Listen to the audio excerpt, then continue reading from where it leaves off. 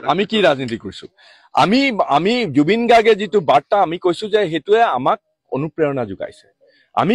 আমি সদায় ঐক্যবদ্ধ কৰিব খুজো ৰাইজক বিজেপিয়ে হিমন্ত বিশ্ব শৰ্মা জাতীয় মানুহবিলাকে ভাগ কৰে বৈষম্য কৰে বিভাজন কৰে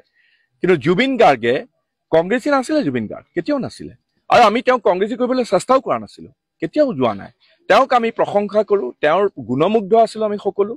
আৰু তেওঁ যিটো বাৰ্তা দিছে সেইটো আমাৰ সকলোৰে কাৰণে এটা অনুপ্ৰেৰণা গোটেই অসমবাসীৰ কাৰণে অনুপ্ৰেৰণা আজি জুবিন গাৰ্গৰ সমাধিস্থলত গ'লে চকু পানী বৈ যায়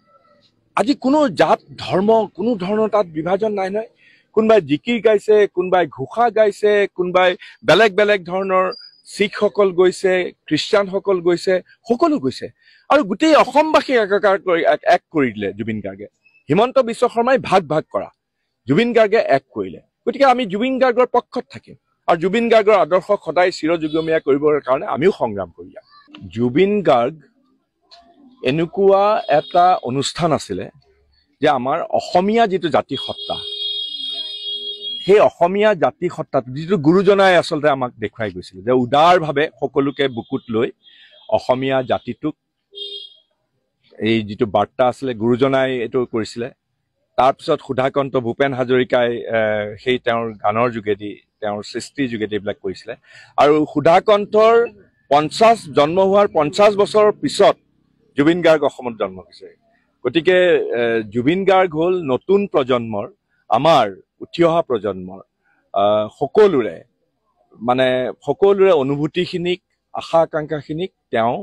প্ৰতিনিধিত্ব কৰিছিলে আৰু জুবিন গাৰ্গ হঠাতে নাইকিয়া হৈ যোৱাটো অসমীয়া জাতিটোৰ কাৰণে এটা অপূৰণীয় ক্ষতি লগতে তেওঁ আমাৰ মাজত এতিয়া নাই কিন্তু বৰ ডাঙৰ বাৰ্তা দি থৈ গ'ল এই যে হিন্দু মুছলমান কৰি আমাৰ মানুহবিলাকক যে ভাগ কৰি যিটো বীজ বাষ্প ছটিওৱা যিটো ৰাজনীতি যিটো হিমন্ত বিশ্ব শৰ্মাই কৰি আহিছে সেই গোটেই ৰাজনীতিটোতো জুবিন গাৰ্গে আনকি মৃত্যুৰ পিছতো বা মৃত্যুৰ সময়তো তেওঁতো ডাঙৰ নস্যাৎ কৰি থৈ গ'ল যে সেয়া অসমীয়া জাতি নহয় অসমীয়া জাতি সত্তা নহয় গতিকে জুবিন গাৰ্গৰ যিটো দৰ্শন সেই দৰ্শনক আমি সদায় চিৰযুগমীয়া কৰি ৰাখিব লাগিব আৰু জুবিন গাৰ্গে ন্যায় পাবই লাগিব জুবিন গাৰ্গ হয়তো জীয়াই থকাত বহুতৰে চকুৰ কুটা দাঁতৰ খুল হৈ পৰিছিলে এনেকুৱা আমাৰ অনুভৱ হয় কাৰণ তেওঁ যিবিলাক কথা কৈছিলে সেইবিলাক বহুতে ভাল নাপাইছিলে চৰকাৰী পক্ষইও মই কথাটো কৈছো যিসকল আছে তেওঁলোকেও হয়তো ভাল নাপাইছিলে কাৰণ জুবিন গাৰ্গে অসমীয়া জাতিটোক একলগ কৰিছিলে তেওঁ বাৰে বাৰে কৈছিলে যে মোৰ কোনো জাতি নাই মোৰ কোনো ধৰ্ম নাই হয়নে নহয় কাৰণ আমি সকলো অসমীয়া আৰু উদাৰভাৱে তেওঁ যিটো কৰিছিলে চবকে আঁকোৱালি লৈ পেলাই সেইটোৱেই হ'ল দৰ্শন আৰু সেইকাৰণে আমাৰ কংগ্ৰেছ দলেও আমি সেইটোক আমাৰ কাৰণেও এইটো আমাৰ বৰ এটা অনুপ্ৰেৰণা জুবিন গাৰ্গৰ যিটো আদৰ্শ গতিকে সেই আদৰ্শটো আমি জীয়াই ৰাখিবৰ কাৰণে আমি কংগ্ৰেছ দলৰ ফালৰ পৰাও আমি এটা কাৰ্যসূচীয়ে লৈছো জাষ্টিছ ফৰ জুবিন গাৰ্গ আমি সকলোৱে বিচাৰো অকল কংগ্ৰেছ দলেই নহয় অসমৰ প্ৰতিটো জাতি জনগোষ্ঠীৰ প্ৰতিটো ধৰ্মৰ চুকে কোণে সকলো লোকে জুবিন গাৰ্গক ন্যায় দিয়াটো বিচাৰে